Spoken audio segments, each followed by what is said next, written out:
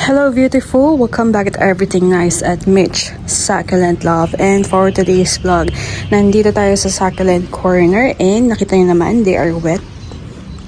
Kasi kakadilig ko lang, pero ano lang, parang binasa ko lang yung soil nila kasi medyo basa pa naman yung iba. So, nakikita ko sa kanila na sila ay mga dehydrate. So, hina-hydrate ko na sila preparing for the summer. Pero mukhang tag-ulan yata ang ganap ngayong summer. And ito si Peach Snow. Ayan. So, dati, ano siya, yung parang matutuyot ngayon, okay na siya. So, kapag ang succulent is yung nakaiko masyado, pag naka-receive ng enough sunlight yan is bubuka talaga yan. So, natatakpan din kasi siya ng Purple Delight dito. Ayan, ang lalaki ng Purple Delight natin.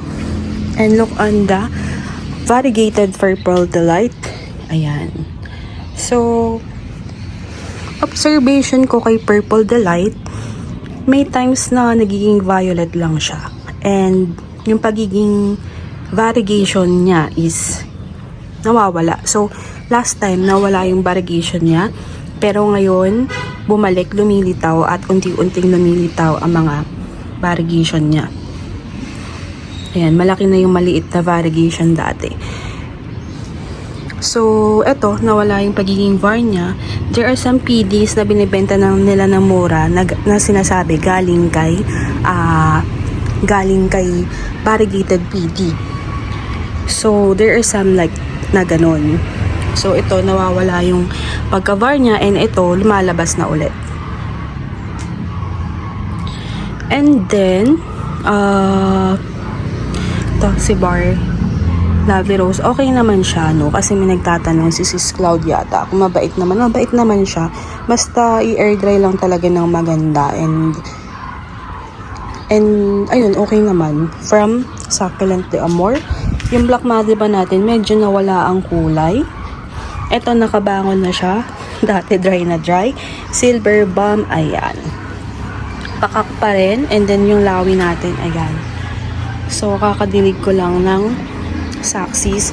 Dry up na yung tom-top natin. Pero, ayan, lagi ko din tinutubigan. Mahina din to sa sun eh. Siguro, dapat nasa likod siya. And ang nakakatuwa dito, si Tinkerbell is nag-flower. Oh, ang taray. Ang galing ka na talaga kay Tinkerbell. Ayan, si Bar Mickey Mouse. Okay naman.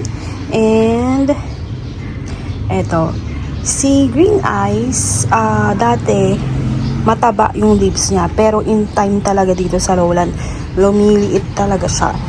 Siguro dahil nga uprooted siya and nag-a-adjust din sa weather dito sa lowland. Ayan. So, yun lang naman ang ating update. Look at the Beyonce. Maganda pa rin ako, sabi niya. And, bait niya, makulay.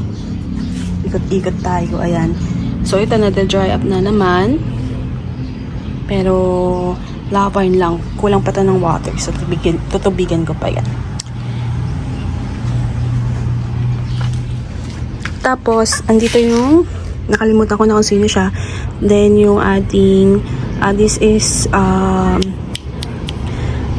si Daydream na hybrid. And naglinis ako ng mga cactus. Next vlog natin is about the scales of the Gymnocalycium. Actually, dapat kahapon sana, hindi ko naman din nagawa kasi wala kaming kasama dito sa house. And then, abangan nyo yung vlog ko dyan. Tas yung mga susunod nating care tips sa mga succulent. So, yun lang. Thank you for watching Everything Nice at Mitch Succulent Love. This is your news na dito sa yung guys. At lagi mag-ingat. Mwaz!